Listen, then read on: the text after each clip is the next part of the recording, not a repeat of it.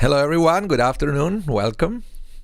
It's great to see that there are already people connected. Welcome to the classroom. Hello Denise, hello Charlotte, hello Murray, hello Rocky Pollock, great to see you. Once again, reserving a little bit of your afternoon to study Torah is always good.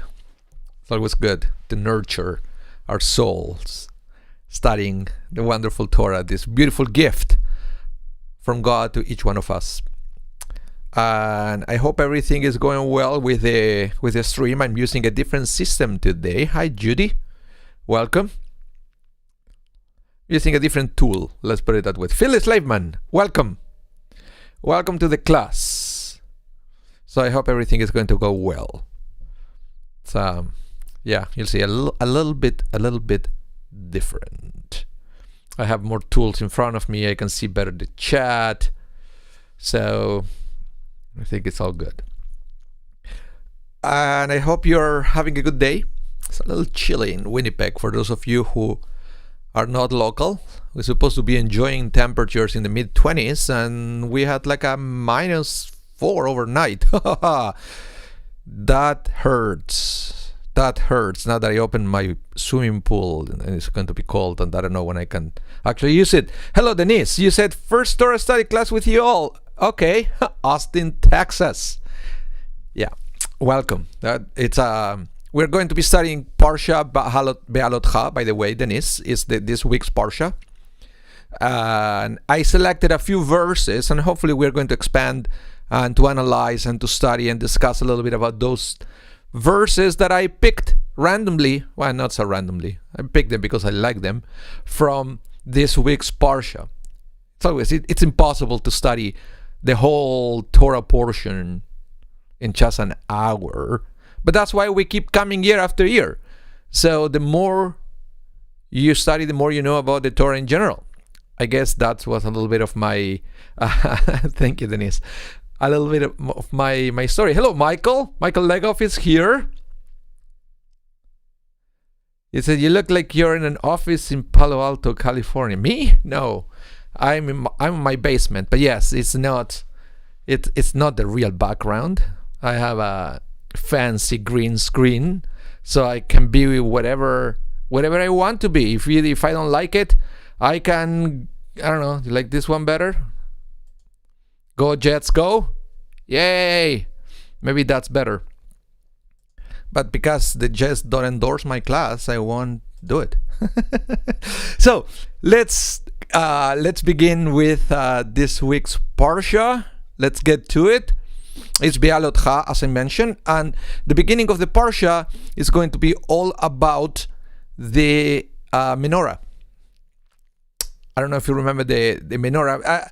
I guess most of you will be more familiar with the menorah we use on Hanukkah. But that one has 9 arms.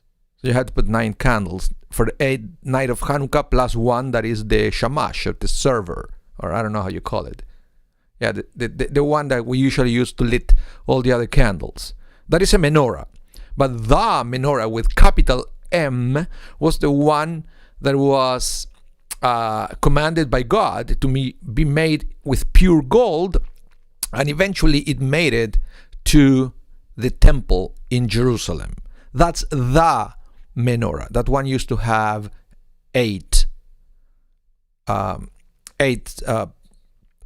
flames. Let's put it that way. And again, remember, it was pure gold.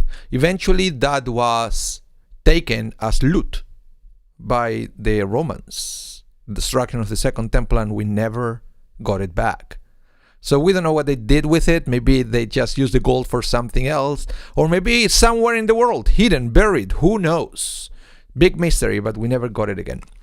So here we are learning the first rules, the first commandments from God to the people of Israel of what they have to do with that famous menorah. And at the very beginning of the Parsha, we are going to see that Hashem, which is, by the way, one of the names of God, Hashem said to Moshe, to Moses, tell Aaron, remember Aaron, Moses' brother. Aaron was also the very first priest. Aaron and Moses were both from the tribe of Levi. The tribe of Levi eventually became a tribe that helped with the everyday things for the temple. But within the tribe of Levi, Aaron became its own tribe, was the priests. All the priests came from Levi, but more specifically from Aaron. And the priest will have a specific task within the temple services. Okay, so that's what it says, tell Aaron. So now you have to imagine that it's not just telling Aaron, it's telling Aaron and his descendants, because it's something that the priest will have to eventually do once Aaron is gone. Okay, so Hashem said to Moshe, tell Aaron, when you set up the lamps, the 7 lamps are to cast their light forward in front of the menorah. Aaron did this. He lit its lamps so as to give light in front of the menorah, as Hashem has ordered Moshe. Okay, so by the way, it's 7 lamps. I don't know what I said, 8. You will see it's 6 plus 1 in the middle. Yeah, that was the menorah that we had in the temple. Michael, you say, you have an interesting question here. What is the difference between Levites and Kohens? Well, it's a great question, but because both come from the tribe of Levi. But the Levites were doing all the Levites were not involved in the sacrifices themselves.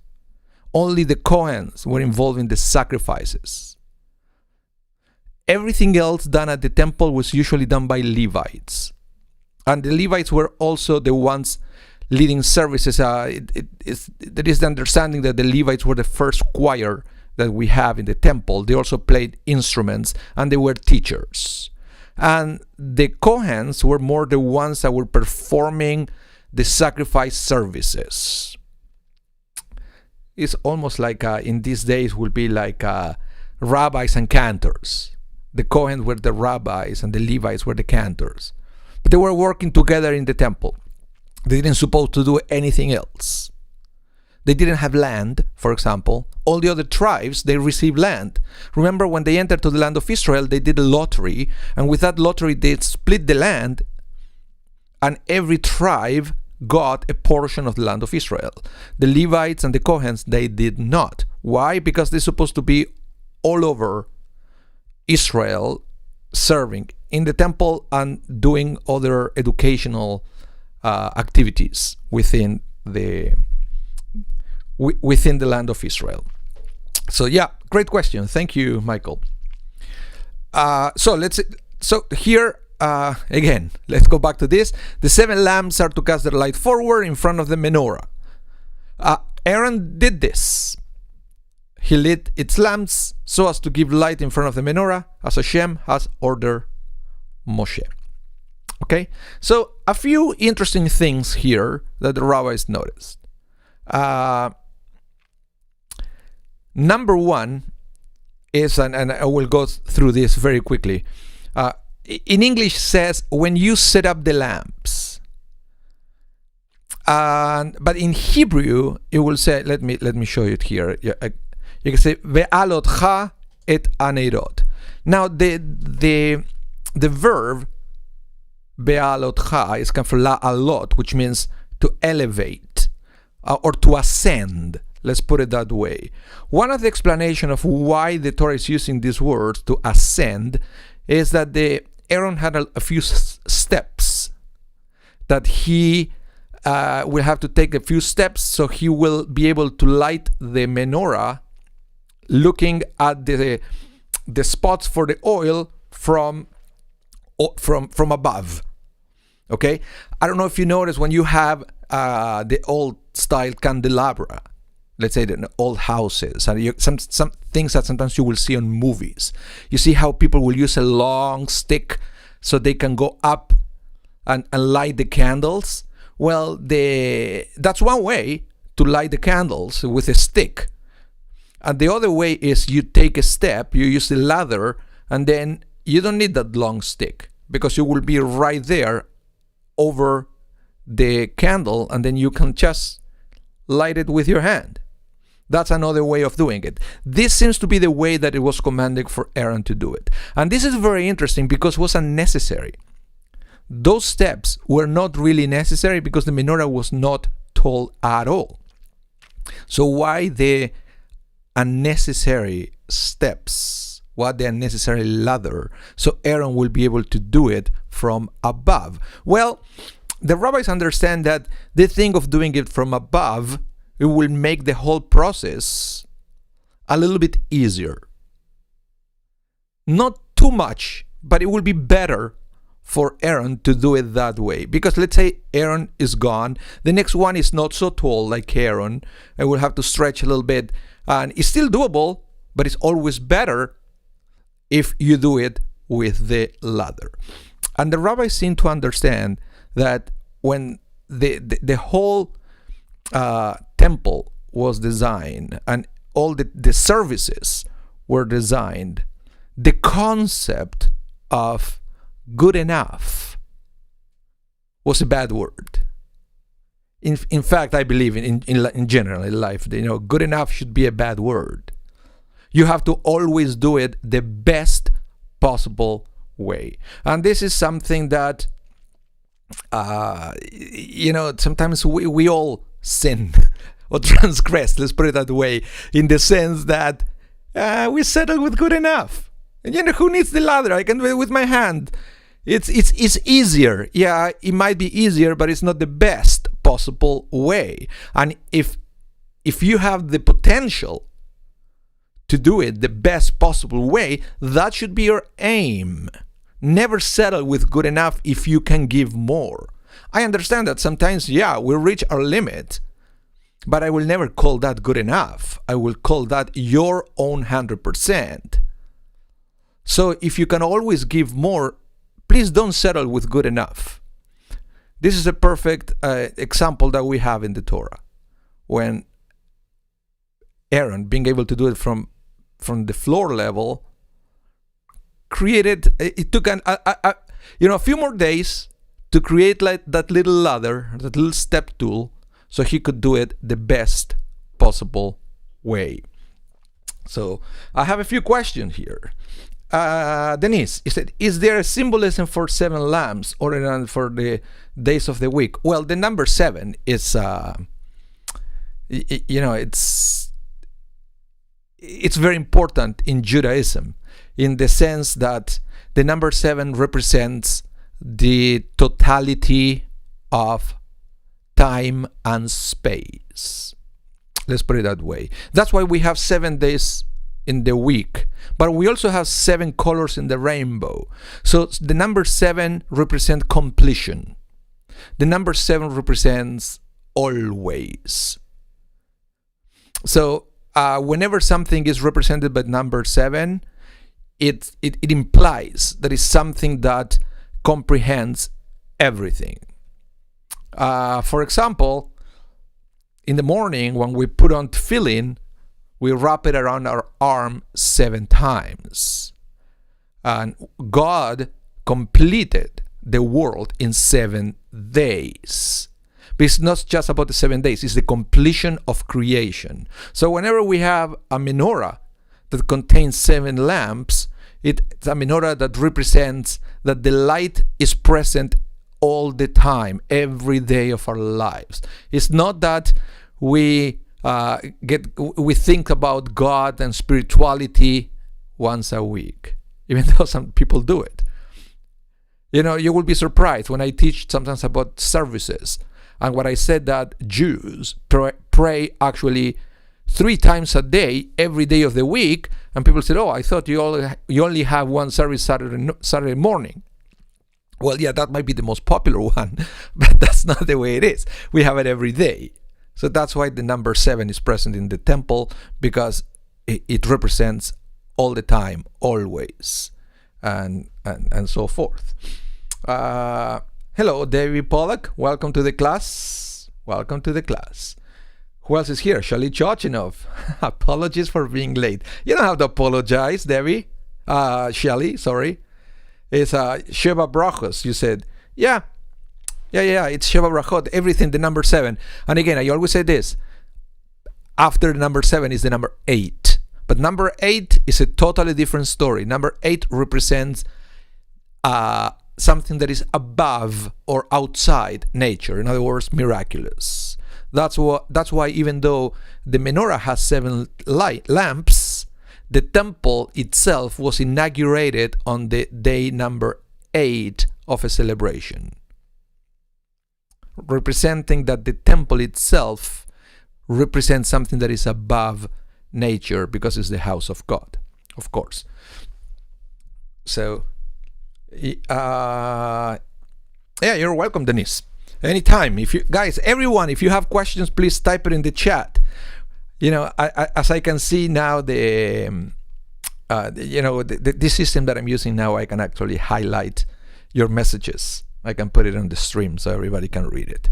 Okay, so this is one thing that we learn from this text. The concept of never settle for good enough, always give your 100%. But there is more. And for that, I want to share with you something that it was introduced by Rashi. Rashi made it famous, this comment, because it says, Aaron did this. He lit the lamps so as to give light in front of the menorah, as Hashem had ordered Moshe. In the sense that, if you read that, my first reaction will be, of course, it will be surprising if Aaron will do something other than what he was commanded to do, right?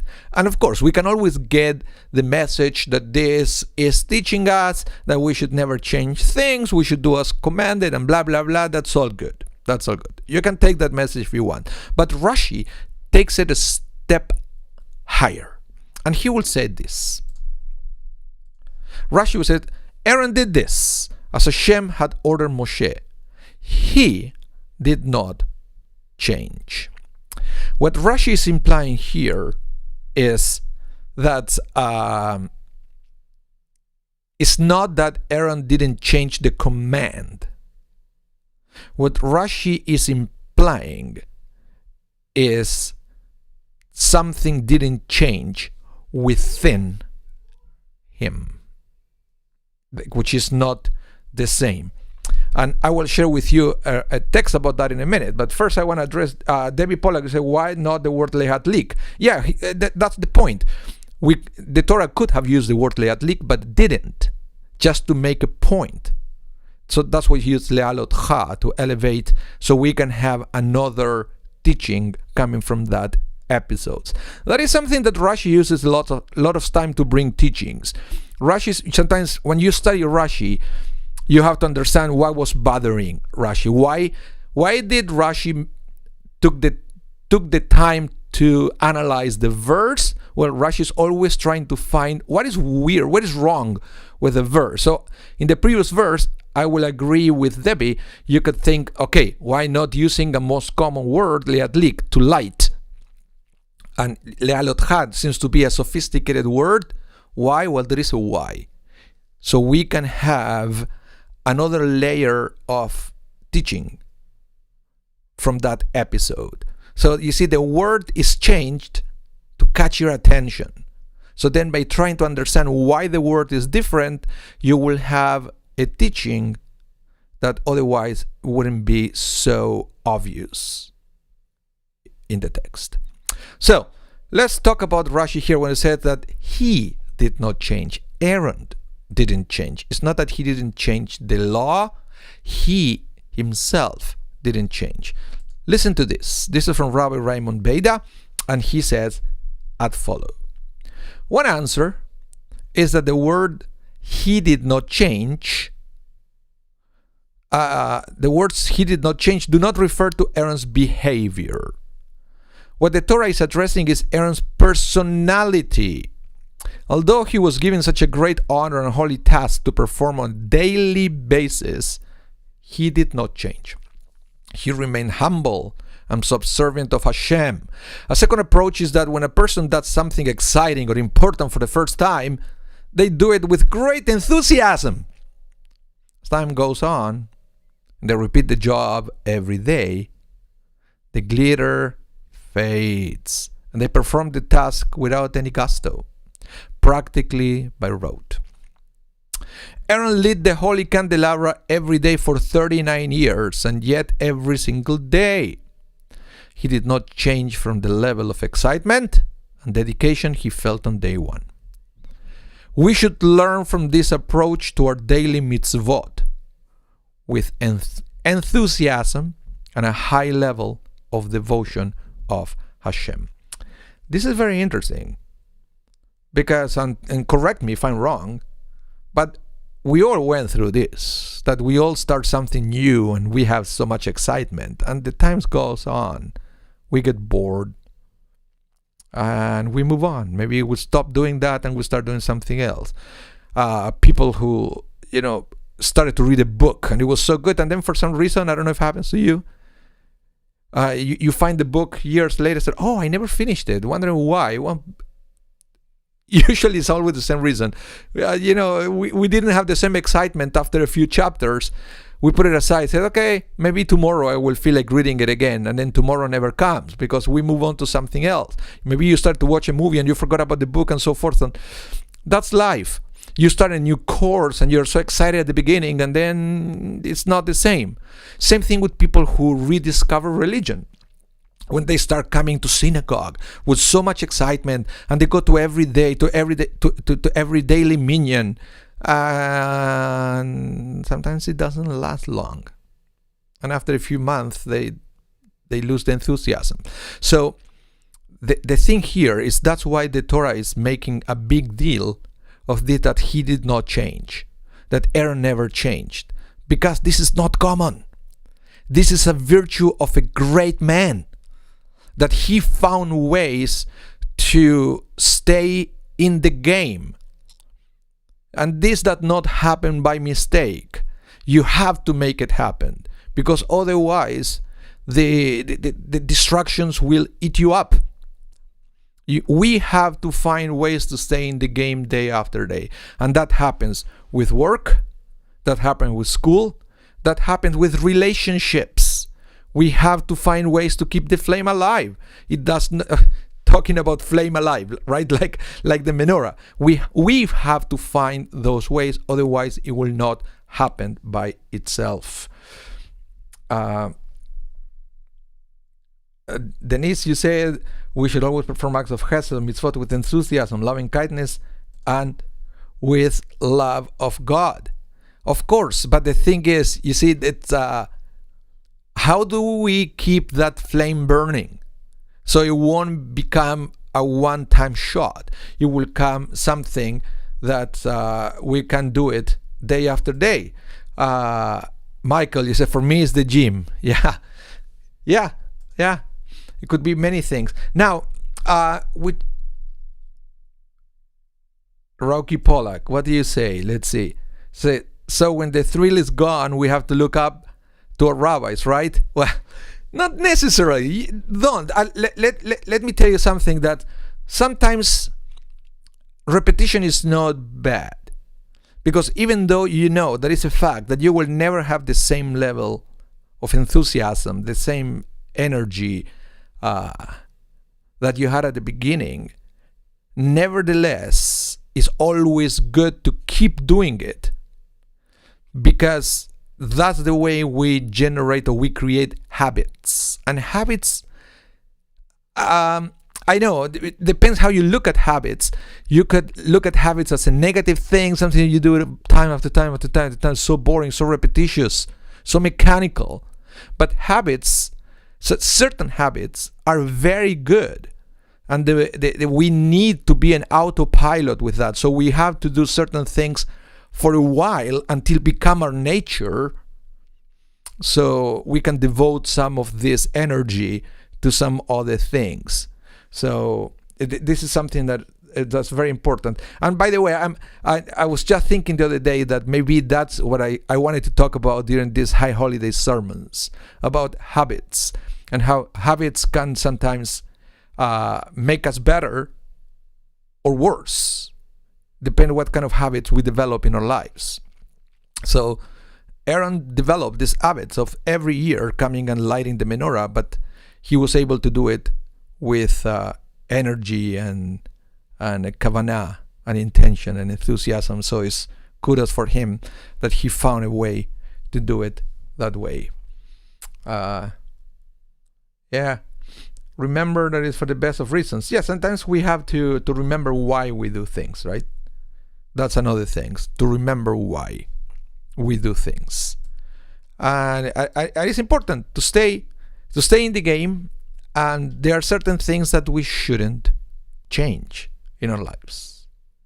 But this is the interesting thing, because the same way that we have certain things that we should never change, there are other things that sometimes we have to change.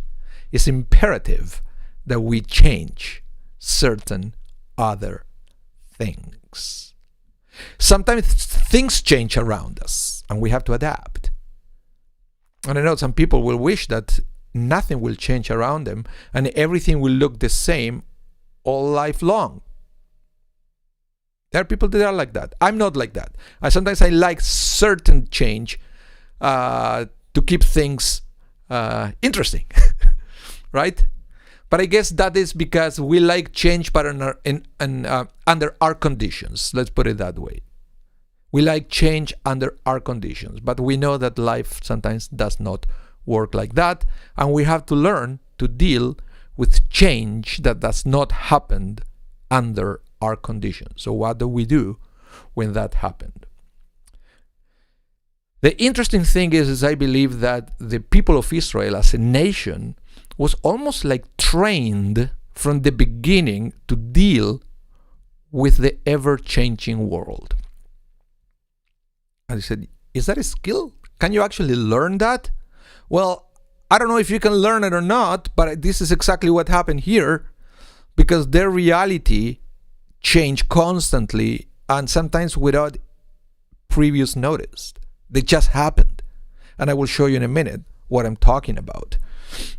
Denise, you said, whether it's davening, minyan, etc., this is for the best of reasons, for love of God. It's what keeps me going and modify what I have to keep things good. That's great. But you see, sometimes even the feeling of love of God is something that we have to feed. We have to find ways to keep that love of God alive. And that's what I mean. We have to find things to keep that flame. It's not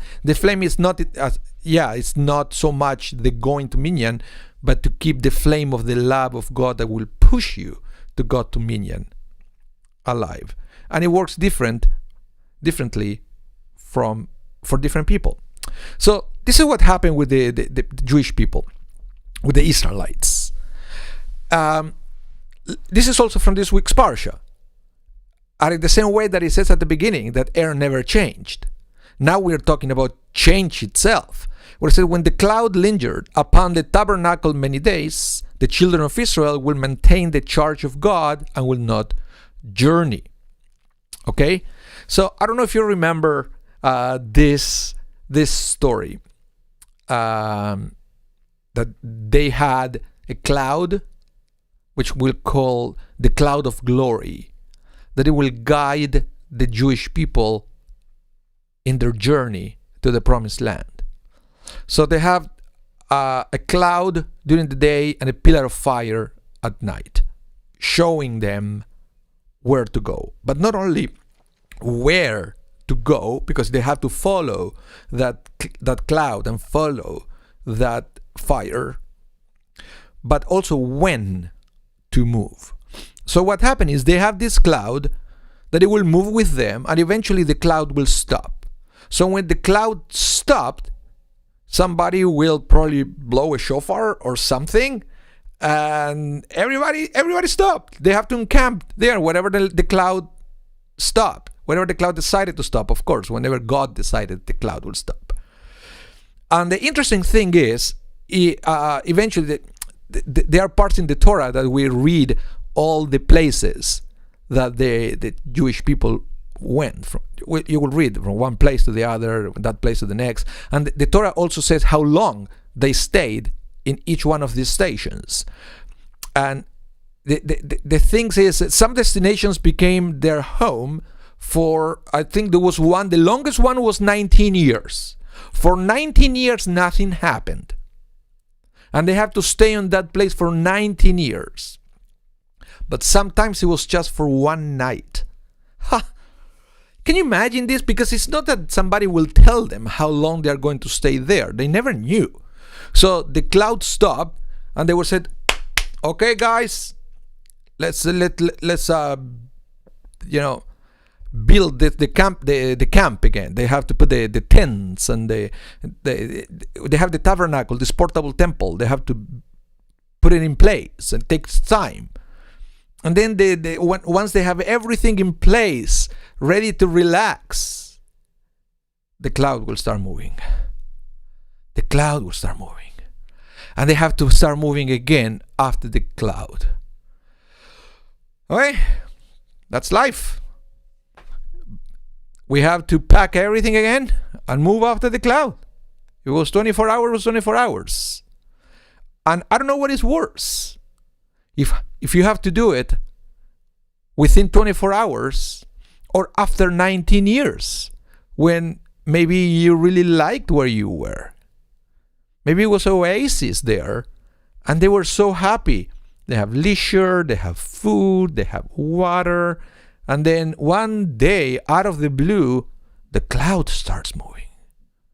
And they have to move after the cloud. How do you think they felt at that moment, when after 19 years, they had to move on? Well, not much difference. If you are in a place for 19 years, and all of a sudden, for different situations, I don't know what your reality, you have to move to a different place, or your world around you changes so much that even though physically you are in the same place, you feel that you are in a different place. And you're not alone. This happened to the Jewish people when they left Egypt, and they learned to deal with sudden changes. And I believe that this parsha is telling us about all these encampments, that different lengths, different durations for a reason, to let us know that this is life. So when you and this is the thing, that's what I believe the Torah was revealed. We come to this world and we have to play a game. The game is called life. Have you ever played a game? I'm pretty sure you did. You play sports, right? And if you're not into sports, maybe you play chess or checkers or cards, maybe poker. I don't know. And I dare you to try to play a sport or a game without reading the manual, the instruction booklet. It's impossible. You can't play a game without an instruction booklet. You're going to lose every single time, or you're going to be disqualified. So I believe that life is the same. We come to this world, but we should never think that we came to this world without an instruction manual. The instruction manual is the Torah. The Torah is telling us, hey, I'm telling you, this is what is going to happen. And best players are the ones that they prepare themselves before the game. So when the situation comes during a game, they are well prepared. So they not only will win, they won't get injured, most likely, because they prepare themselves. So sometimes I believe that by analyzing this and understanding this truth, because the Torah may not be factual, but it's true. One truth after the next that is there to inspire us and to guide us through life. And yeah, let's see a few comments here. Sorry guys, I went into a long monologue here. Yeah, David Pollack said, "Vayevin Soaron." Yeah, this is the ark used to move back in the day. Now we have the Holy Ark in the sanctuary and it stays there. But before it used to be, it used to move from one place to the next. Then he says it's like the rug gets pulled out from under you. I'm sure. Yes. Shelly Chachinov, was this stop and go a test by Hashem? Yeah, it was pretty much. It was sometimes it's a test, sometimes it's a teaching opportunity for us. That's we have the tendency maybe to get too attached to places and situations? And the Torah warned us. It said, hey, this may change any time. So if you are getting too attached to the place, then you are setting yourself for a possible failure in the future. So you always have to remain with an open mind, because tomorrow or in a month or in a year, the cloud may move. So then it's even planned moves can feel that way. So multiply that when it's imposed on you. Yeah. Karen Farkas, hello, welcome to the class. So you have a question. So we know where they were for 19 years. Yeah, I can't remember which was the station for the 19 years. I had to go back to the Torah. I don't have photographic memory to remember. I'm not this kind of person that, memorize the Bible. But it's there. It's one parsha. I can't remember what it is, that it will tell all the encampments. So we know that which one it was, the longer one. There should be some archaeological evidence. I don't think this is, let me say it again. I don't think, Karen, that this is, the Torah is not trying to present here factual stories. It's using these stories to present a truth that it might not be factual, but still a truth. It's a principle. It's a principle that the faster we recognize it in the Torah and we absorb it, the faster we can learn to deal with life situations, because it will never catch you by surprise. You already know that that's the way the world works. And that's the whole idea of reading these stories in the Torah.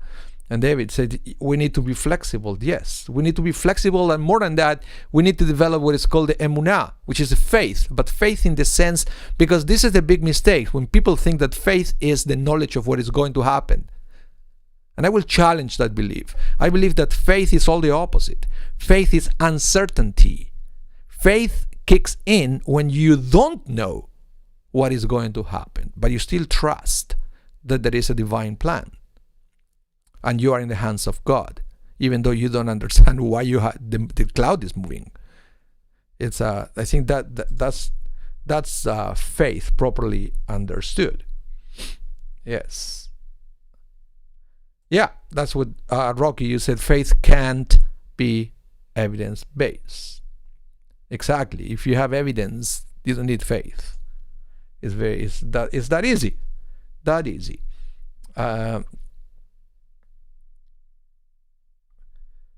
So Denise, you said again, was their past instrumental in coping with this unplanned move? Well, I guess this is what happened. This is why they have all these different camps, because eventually, if you have only 2 or 3 moves, I don't know if you get it. Well, because they have that many, eventually, I believe they were better prepared for the next one. But nevertheless, remember, they were for so many years in Egypt that that kind of change never happened for that generation, except for Joshua and Caleb. That there was the only 2 that left Egypt that they were rewarded with a ticket to the promised land. All the other people, the slaves that they were liberated, that all died in the desert because they were never able to leave or to get Egypt out of them. Let's put it that way. They were so attached for so many years in Egypt that they couldn't cope with this new reality. And sometimes it's also a warning that what happened when we get too attached and when we think that thing will never change, because life is ever changing. And if we don't see that, sometimes we are in a little denial. That if we believe that nothing will change, it's so let's see what Nachmanides say about this constant changing. He said, you see, at the times the cloud will tarry specifically in a location that was unpleasing for the nation, a place from which they desired to depart. Nevertheless, because of the relationship with God and his indication that they should not travel, they did not. Similarly, if after a couple of days' rest they were tired and weary, they still followed the dictates of the cloud. There were times that after one night's rest, the cloud started moving on, a physically taxing charge. Or worse, after 2 days of the location, when they had finally unloaded their packs with the confidence that this stop will be extended, they will get the signal to pack up and travel again. Which is very interesting. Because you see here, it says sometimes the place where they have to stay was not the best one. That some people said, why are we staying here? There is nothing around. There is no water. There's no food. Why are we staying here? Stinking hot. It's very hot during the day, very cold at night. Why? Aren't we all going through situations like that we don't understand why we have to go through places like that? So if that's you or me, well, it's not the first time that happened. It's exactly what this parsha is talking about, that these people have to go through the same thing. So they have two options, I guess. Either to become bitter and to get stuck on that station and never enjoy the next ones, because they have many other stations that came after the painful one, that they were actually good ones. But if you get stuck on the one that they were so bad that you cannot see beyond that, then it's almost like you say game over to life. Because we all go through painful situations in life. But I believe, just like this episode, those painful situations are transitory. They might last for a week, for a month, for a year, for 2 years. But eventually they stop. And eventually the cloud moves on. And it's up to us to follow the cloud and not to get stuck into that station. It's over. I hope we learn something, because sometimes it's important to, when we go through difficult situations, through unpleasant situations, to learn something from them. It's almost like this fight from Jacob with the angel, remember? And that at night that they fought all night long, and then they say that they couldn't defeat each other, so the angel injured Jacob. And now at the end of the day, the angel was about to leave. Jacob was injured. But Jacob said to the angel, I won't let you go until you bless me. If you think about it, that sounds like a crazy request. What do you mean bless me? He's my enemy. How can your enemy bless you? When I believe what Jacob was saying is, yes, I'm living here with pain. This guy just injured my leg. I will be crippled for the rest of my life. But can I at least get a blessing from him? Can at least, even though I'm living this situation with sequels, can at least get something positive from it as well? And I believe this is the same thing.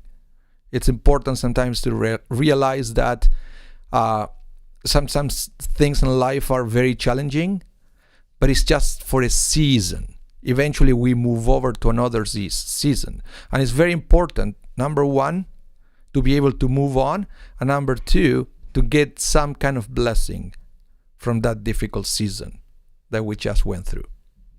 I'm thinking, for example, with what we are all going through with coronavirus.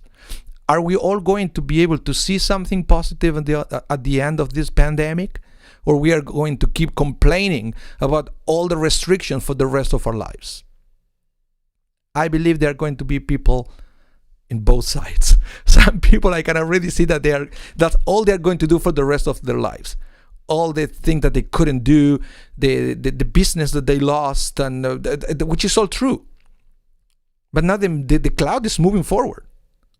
At least, even if you are injured, get something positive, get a blessing from the situation.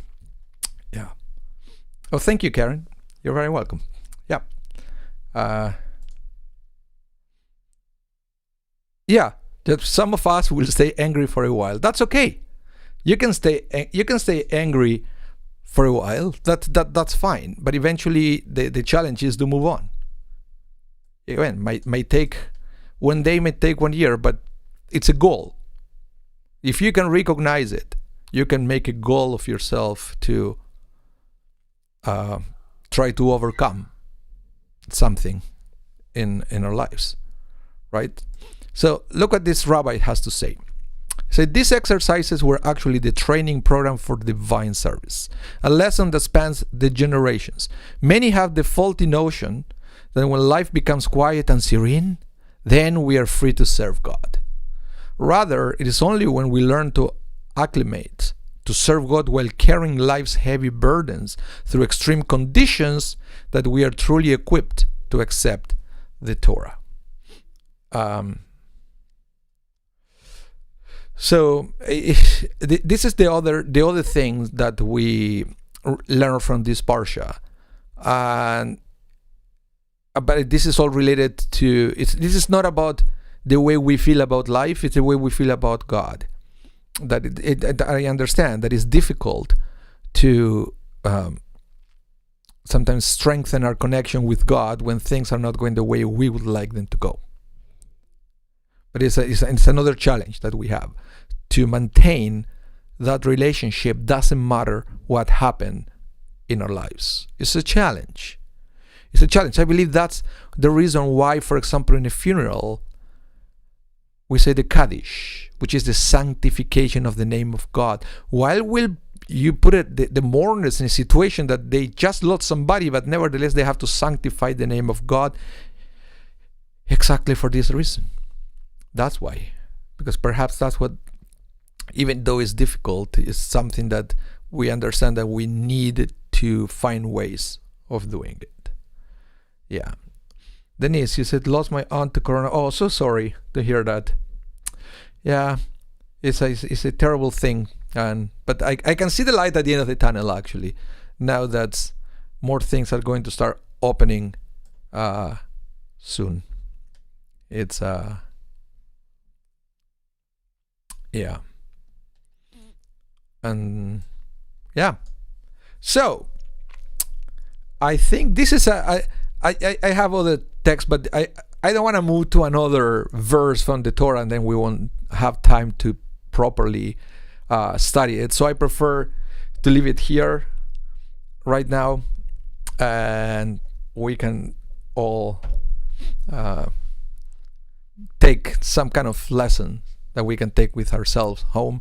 So I hope you learn something from this parsha. It's a beautiful message that I found encapsulated into this text, that it's something that we all need, especially in these days when there is so much uncertainty. See, so much uncertainty and so much pain.